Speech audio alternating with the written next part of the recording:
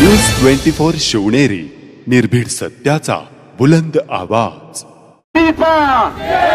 शेतकरी संघटित शक्तीचा पुणे नाशिक औद्योगिक महामार्ग रद्द, पुणे नाशिक औद्योगिक महामार्ग रद्द, पुणे नाशिक औद्योगिक महामार्ग रद्द।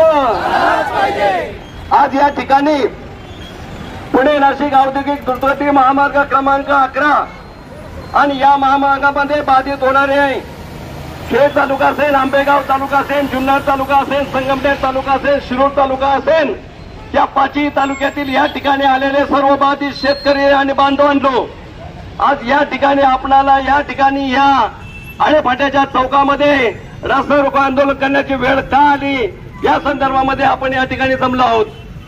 तर मित्रांनो, या संदर्भामध्ये 20 फेब्रुवारी 2024 रोजी या राज्य सरकारने एक अधिसूचना काढली आणि त्या अधिसूचना काढून प्रकल्प सल्लागार म्हणून महाराष्ट्र राज्य रस्ते विकास महामंडळाची नेमणूक केली आणि 8 मार्च 2024 रोजी पुणे नाशिक औद्योगिक द्रुतगती महामार्ग क्रमांक 11 या संदर्भामध्ये त्याचं ज्याला आपण म्हणतो 3 सर्वे करण्यात आले आणि भूसंपादनाची पहिली नोटीस आपल्याला देण्यात आली। आणि म्हणून बांधवांनो, खऱ्या अर्थाने हा महामार्ग करत असताना कुठल्याही शेतकऱ्याला विश्वासात घेतला नाही, शेतकऱ्याला विश्वास घेतला नाही। त्याचबरोबर पुणे नाशिक औद्योगिक द्रुतगती हा जो महामार्ग आहे, या महामार्गामध्ये जवळजवळ सुमारे 1,500 हेक्टर क्षेत्र त्यामध्ये बागायती क्षेत्र जात आहे आणि त्यामुळे या ठिकाणी असणारा सर्वसामान्य शेतकरी जो आहे, ज्याची जमीन अत्यल्प अल्पभूधारक शेतकरी असणारा अल्पभूधारक शेतकरी, त्यामुळे सर्वसामान्य शेतकरी उद्ध्वस्त होणार आहे आणि उद्ध्वस्त झाल्याच्या नंतर सर्वसामान्याचं उपजीविकेचं साधन निघून जाणार आहे।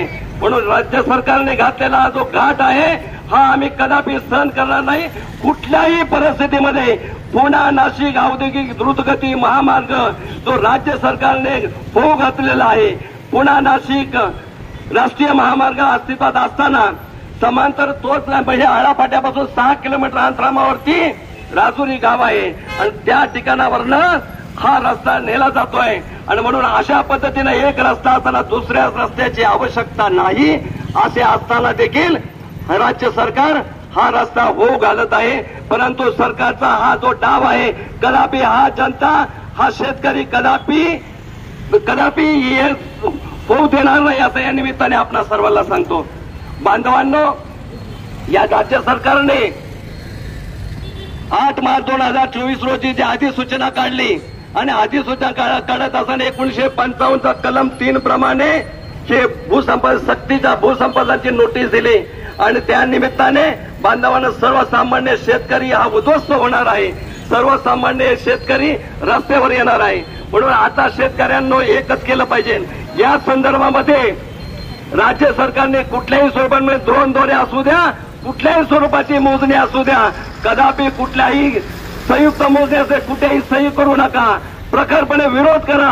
वेळ प्रसंग जर आपण उद्ध्वस्त होणार असेल तर वेळेला रक्त सांडलं तरी चालेल। जर तुम्हाला जमीन अधिग्रहण करायचं असेल तर पहिल्यांदा आमचा मुर्दा पडा, नंतर जमीन घ्या।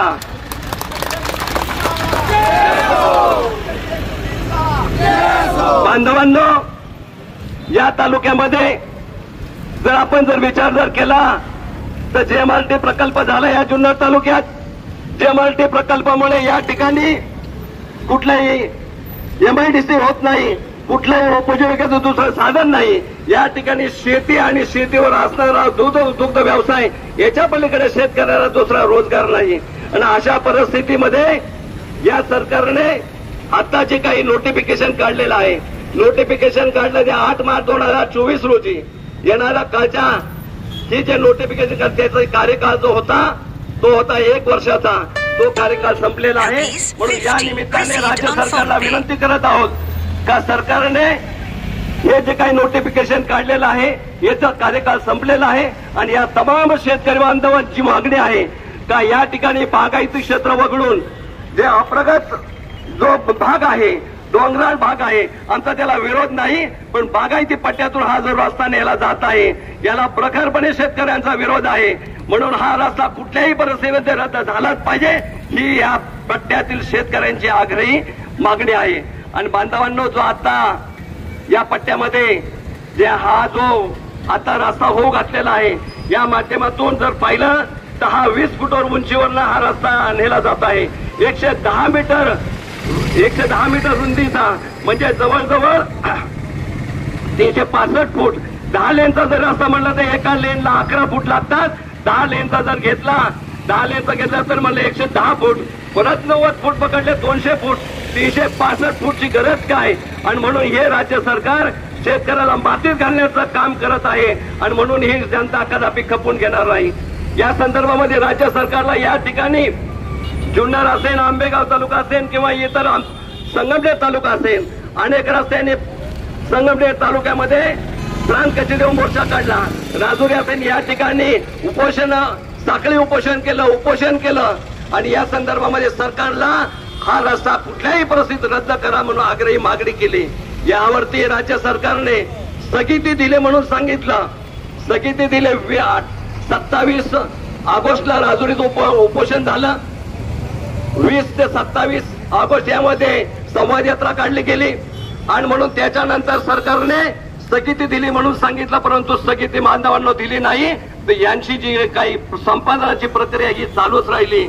आणि म्हणून या निमित्ताने आमची जाहीरपणे मागणी आहे, राज्य सरकारने या राज्याचे मुख्यमंत्री असतील, या राज्याचे उपमुख्यमंत्री असतील, या जिल्ह्याचे पालकमंत्री आणि आदरणीय राज्याचे उपमुख्यमंत्री अजितदादा पवार साहेबांना आमची विनंती आहे का हा जो काही प्रस्तावित जो मार्ग आहे तात्काळ रद्द करा. आणि जो काही पुणे नाशिक राष्ट्रीय जो महामार्ग आहे त्याचं विस्तारीकरण करा. आता नाशिक फाटा ते खेड यामध्ये 10 पदरी रस्ता मंजूर झालेला आहे. त्याचं पुढे जर रुंदीकरण केलं तर नवीन या पुणे नाशिक औद्योगिक महामार्गाची आवश्यकता नाही. आणि म्हणून रस्त्याची आवश्यकता नसताना देखील बागायती क्षेत्रातून रस्ता नेला जात आहे.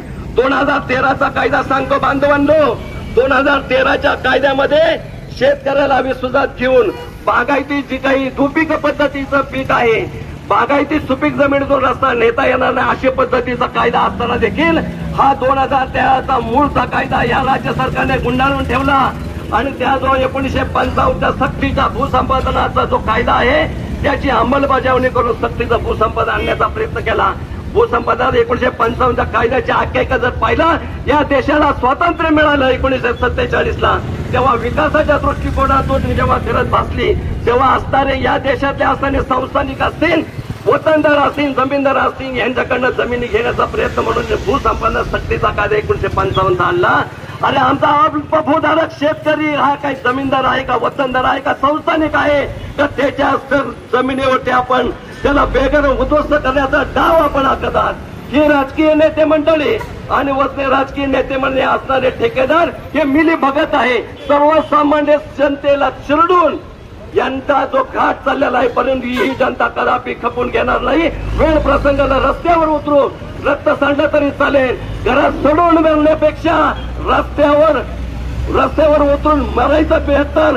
तरी आम्ही आता मागे हटणार नाही. कुठल्याही परिस्थितीमध्ये हा रस्ता होऊ देणार नाही म्हणजे नाही, हा आमचा या निमित्ताचा पक्का निर्धार आहे. म्हणून बांधवांनो, कुठल्याही सर्व राज्याच्या मुख्यमंत्री असतील यांनी आज एक भूसंपादनाच्या संदर्भामध्ये असणारे भूमी अभिलेखची यंत्रणा असेल, अनेकांना सांगितलं शेतकऱ्यांनी त्या ठिकाणी स्थानिक भागामध्ये जर विरोध जरी केला तर सॅटेलाइट पद्धतीनं ड्रोनच्या माध्यमातून मोजणी केली जाईल. परंतु बांधवांनो, कुठल्याही स्वरूपात कुठेही याचा जर कुणी अधिकारी दिसला तर त्याला पळून लावा, पिटाळून लावा. वेळ प्रसंग आला तर मागे पुढे बघू नका. परंतु आता जीवन मरणाची लढाई आहे.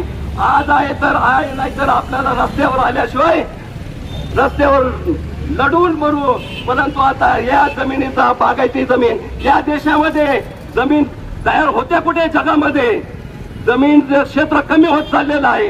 दिवसेंदिवस रासायनिक खताचा वापर करून असणाऱ्या क्षेत्रामध्ये क्षेत्र कमी होत चाललेलं आहे. अशा परिस्थितीमध्ये बागायती जवळजवळ 1,500 हेक्टर मध्ये 1200 हेक्टर क्षेत्र हे बागायती आहे. बागायती क्षेत्रातून जर कुठून जर रस्ता नेता येत असेल राज्य सरकारने जरूर न्यावा, परंतु आमच्या बागायती क्षेत्रातून रस्ता नेऊ दिला जाणार नाही.